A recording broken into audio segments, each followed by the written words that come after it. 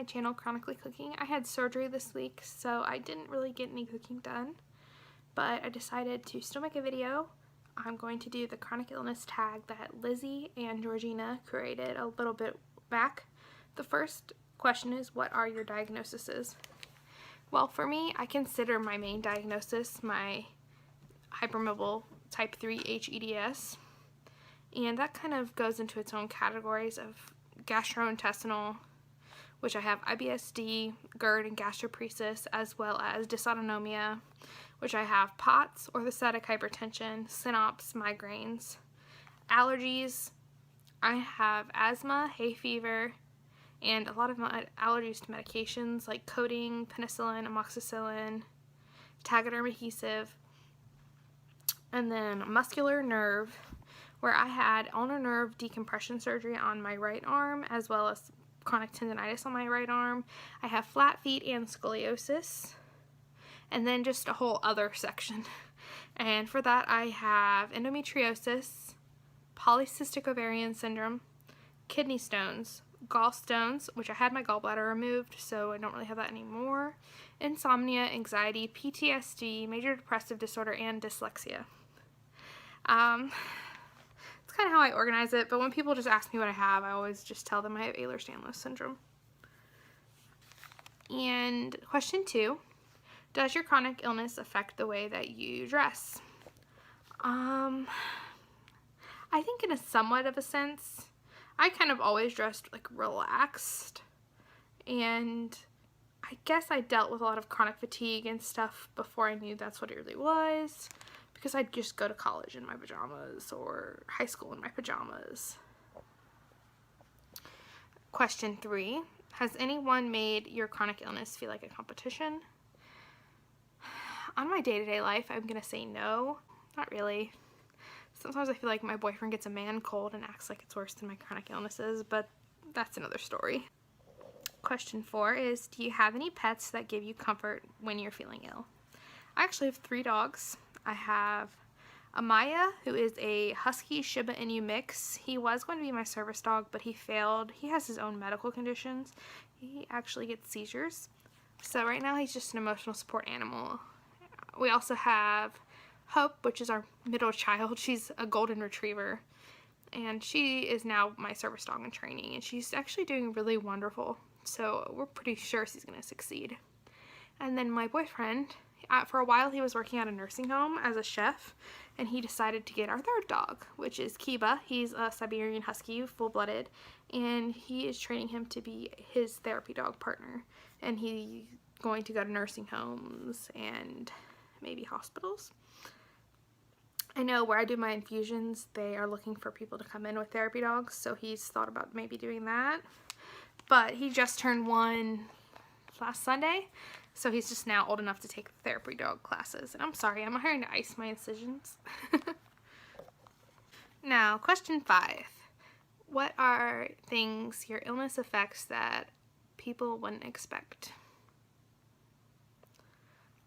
Honestly, maybe just the day-to-day living things. Like, sometimes my arm hurts so bad I can't wash my hair, or the fact that I need to use a shower chair because I can't stand up in the shower because of my POTS.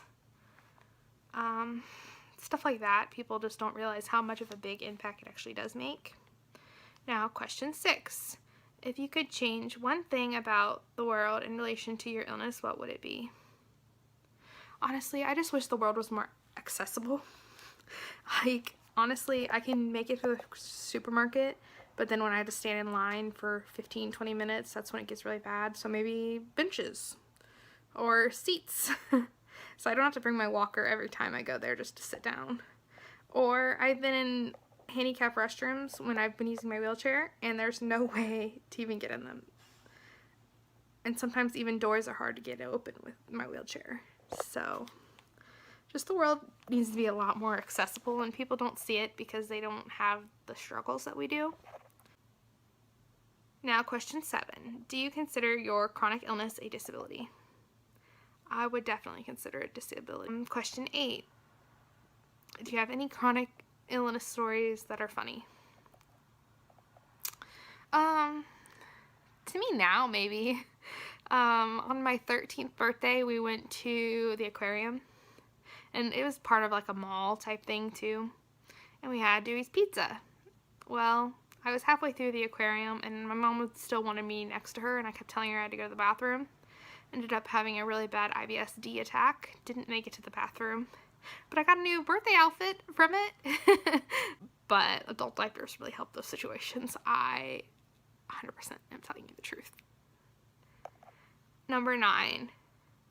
When in a flare, do you prefer to be alone or have company? When I'm in a flare, I honestly prefer company, but don't expect me to go out and do things. I like somebody who's gonna lay in bed with me, heated blanket on, watch some Netflix. Number 10. If you could say one thing to yourself when you first got ill, what would it be? I actually first got ill with some really weird thing called brucellosis. I think I'm saying that right. It's from dairy, unpasteurized. And my health went way downhill after that. So I wish I would have told myself to apply for disability then instead of waiting. But I kind of let myself hit rock bottom before I was like, okay, I need to do this. My mom told me I needed to do this. My boyfriend told me I needed to do this. 11. Do you have any unexplained symptoms? I don't think so. I haven't been tested for mast cell activation yet, but I might have to get that tested. I've had a lot of allergy testing though, because the allergies run really bad in my family. And I don't know, adhesives other than Tegaderm, which I know I'm allergic to, have been causing me issues.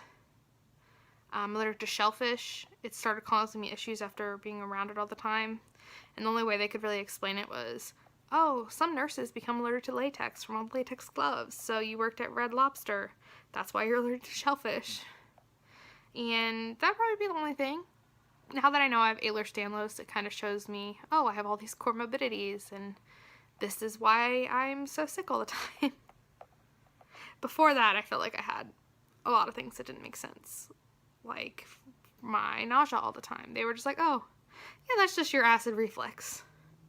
But then they found out I have Ehlers-Danlos, and then they did an emptying study and a pill camera, and they're like, oh yeah, you have gastroparesis. I'm like, well, thanks. Question 12. Is there anything that cheers you up when you're feeling ill? Honestly, I really like a good book. Lately I've been reading a lot of webcomics, like on Webtoon, and some manga readers. Just good stories. Maybe feels like an escape from reality. I would love if you guys subscribe. I'm gonna show my port scar at the end of this, after this. So if you want to see that, stick around. If not, I'm just giving you that trigger warning right now. Thanks. Bye. So some people might want to see what it looks like. This is what my incision scar looks like. It's definitely really bruised.